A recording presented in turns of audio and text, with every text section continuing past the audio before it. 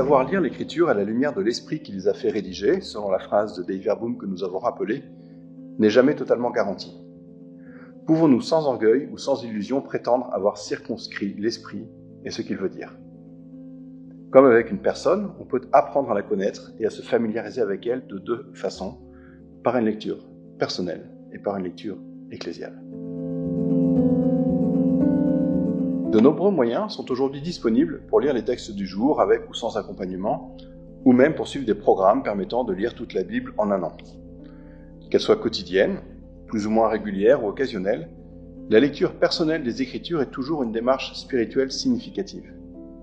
Je me rends disponible pour entendre une parole dans laquelle Dieu se révèle.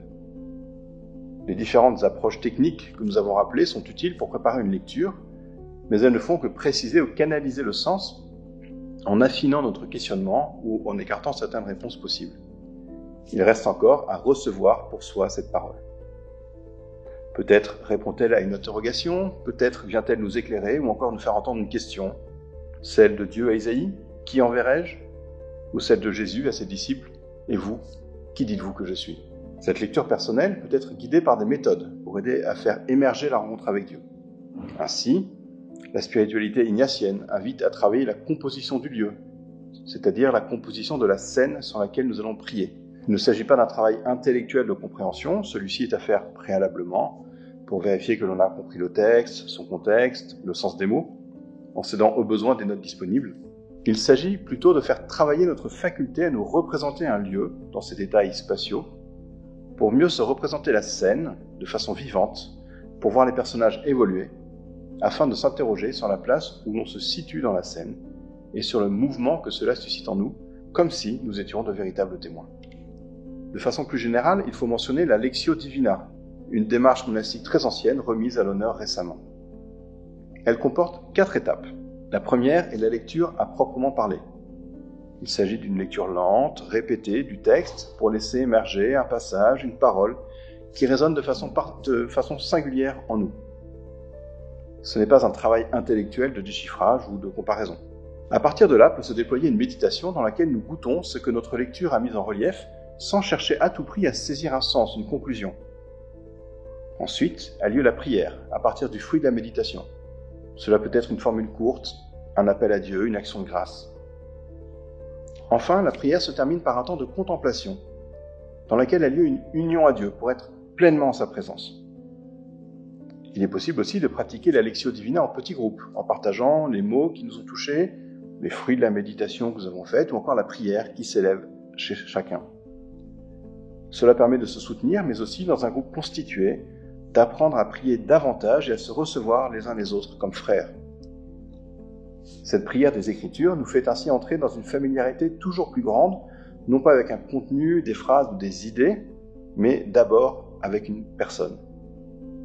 L'important n'est pas de chercher de réponses toutes faites, générales, mais d'accueillir ce que la lecture priante fait advenir. Même si la lecture personnelle est naturellement importante, il ne faut pas perdre de vue la dimension profondément ecclésiale de la lecture des Écritures. Celles-ci sont un don de Dieu à son peuple, et nous avons dit que les Écritures étaient reçues et reconnues par une communauté, jamais par un individu seul. Comme peut le montrer l'expérience de la Lectio Divina en groupe, la parole ne parle pas de la même façon à des personnes différentes, ni même à la même personne à différents moments de son existence. On ne peut prétendre individuellement en circonscrire le sens. Il est donc tout à fait pertinent d'organiser des groupes d'études ou de partage en paroisse ou dans d'autres cadres pour grandir ensemble dans la lecture des Écritures. Enfin, rappelons-nous qu'un chrétien ne lit jamais les Écritures pour lui seul, mais pour grandir dans l'amour de Dieu et de son prochain, comme un croyant parmi d'autres croyants, qui peuvent se réjouir de voir chez les uns et les autres les fruits de la rencontre avec Dieu ainsi permise. C'est l'exemple donné par la Samaritaine au 4e chapitre de l'Évangile de Jean. Son dialogue avec Jésus fait grandir en elle le désir d'une vie nouvelle, d'une intimité avec Dieu, qui se fait dans la reconnaissance de Jésus comme Messie.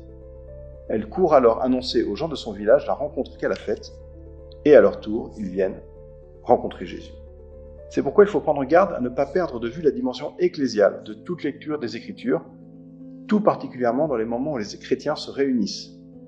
Déjà, dans l'Ancien Testament, Dieu rassemblait Israël pour entendre sa parole. dans le cadre exceptionnel et spectaculaire du Sinaï pour donner sa loi, mais aussi lors de la grande lecture de la loi au peuple après le retour d'exil au livre de Néhémie. Il n'y a pas de croyant solitaire. Il ne peut y avoir de lecteur des Écritures solitaire. La parole se donne de façon essentielle dans la liturgie.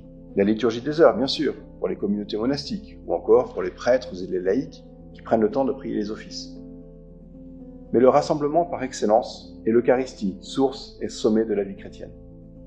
Dieu s'y donne pour apporter le salut à son peuple rassemblé dans les deux tables de la parole et de l'Eucharistie, qui sont profondément liées en un seul acte de culte. Y sommes-nous toujours assez attentifs ? Origène, au IIIe siècle, interrogeait déjà « Si nous accordons toute notre attention à ne pas perdre une miette du corps du Christ, sommes-nous aussi vigilants à ne pas perdre un mot des lectures qui sont la parole même de Dieu ?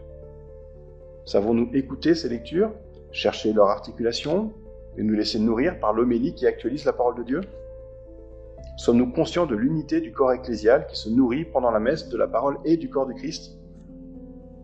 Peut-être n'y aura-t-il pas pendant telle messe de lumière nouvelle sur tel texte qui semble tellement connu. Mais n'oublions pas que c'est nous qui sommes convoqués pour la recevoir et non l'inverse, et qu'il s'agit de bien plus que des histoires ou de la morale.